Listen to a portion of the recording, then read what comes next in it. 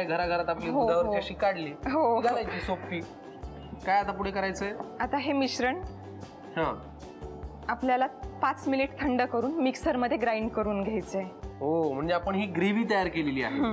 Dhaba style शेवभाजी जी आपण करतोय त्याचं हे सगळं डांगर वगैरे वापरून आपण ही ग्रेव्ही तयार करणार आहोत. आता ती आपण मिक्सरला बारीक करून घेऊयात आणि मग पुढच्या कृतीकडे वळूयात. चालेल? चालेल. ही ग्रेव्ही तयार करून घेतली. बरोबर. त्याच्यामध्ये डांगर आपण वापरले. हो हो. करेक्ट. आता पुढे काय करायचंय? आता परत आपण 3 चमचे तेल गरम करणार आहे. काय आता करायचंय? आता याच्यामध्ये आपण कढीपत्ता परतणार आहे आधी. बरं. तो तिकडे चमचा आहे. हो. चवीनुसार कोथिंबीर. कोथिंबीर किती लागणार आहे? अंदाजे तुम्ही टाकू शकता. आता याच्यामध्ये जो आपण मसाला तयार केलेला आहे ग्रेव्हीचा हा आधी परतून घेणार आहे. हा सगळं घालूयात मग? हो, सगळं टाका.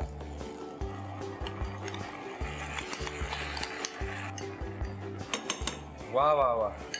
याच्यामध्ये चवीनुसार मीठ, हळद, थोडा अजून. पुरे? हो. हळद हो. किती? ही पाव चमचा. नंतर अर्धा चमचा साखर तुम्ही टाकू शकता. पुरे? हो, बस. आता पुढे याच्यामध्ये 2 वाटी पाणी टाकायचंय. बाप रे बाप. प्रमाणाचं काही गणित आपलं खतरनाकच आहे. पुरे का? बस. पाणी घातल्यानंतर त्याला आता उकळी सुद्धा आली. हो. आता ही जी 1 उकळी आलेली आहे त्याच्यानंतर परत 1 वाटी पाणी टाकायचे आपल्याला. असं का बरं? म्हणजे ती 2 टप्प्यांमध्ये ही भाजी शिजते व्यवस्थित. ठीक. आता याच्यामध्ये शेव टाकायची. अंतिम टप्प्यात आलेली म्हणजे रेसिपी. सगळी घालणार आम्ही कारण मला खूप खायची शेवभाजी. झाली आपली भाजी तयार? हो, तयार. क्या बात आहे. धाबा स्टाईल शेवभाजी तयार झालेली आहे आम्ही सारे खवय्याच्या किचन मध्ये.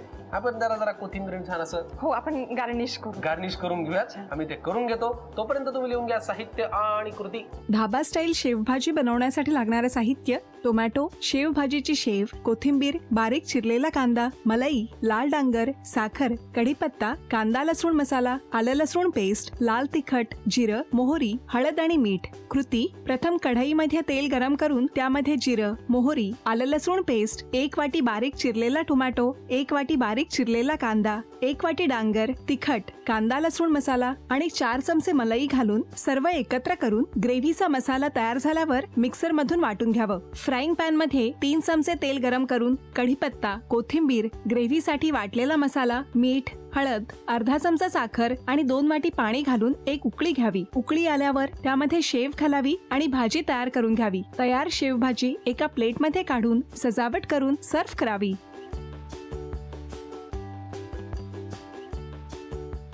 सफरचंदाचे काप नीट परतल्यानंतर त्यामध्ये दालचिनी पूड आणि मध घालून पुन्हा नीट परतून घ्यावं. बटर लावलेल्या ब्रेडवर सफरचंदाचे तुकडे, बदामाचे तुकडे, टुटी फ्रुटी, डार्क चॉकलेट आणि मीठ घालून दुसरा ब्रेडचा तुकडा त्यावर ठेवून वरच्या बाजूला बटर लावून घ्यावं. एका बाउलमध्ये स्ट्रॉबेरी सिरप आणि क्रीम घालून सॉस तयार करून घ्यावा. तयार सँडविच पॅन मध्ये बटरवर ग्रिल करून घ्यावं आणि स्ट्रॉबेरी सॉस बरोबर सर्व्ह करावं.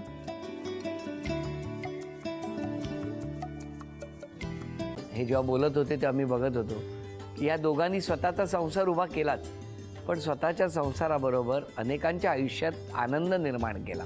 तो आनंद महत्त्वाचा. हसत राहा, आनंदी राहा असं म्हणत शुभेच्छा देऊया.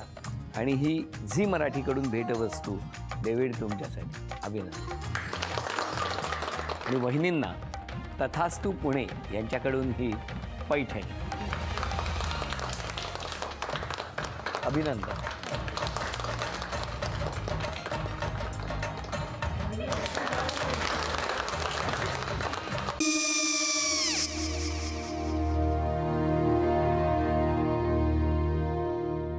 काय गो?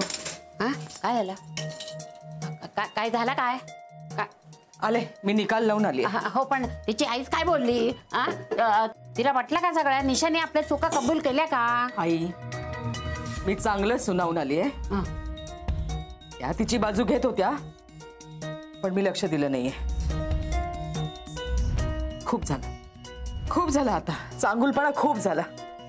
मऊ दिसलं ना की कोपऱ्याने खणतात ना माणसं, ते असं. अगो पण आईच म्हणली काय तिची? पटला काय तिका? मला माहिती.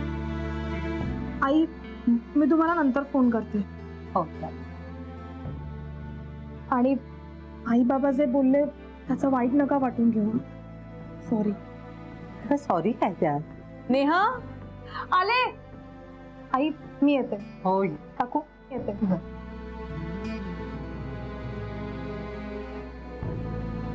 सावकाश जाग. हो हो. मग काय काकू, कधी उडवता लग्नाचा बार? बघूया.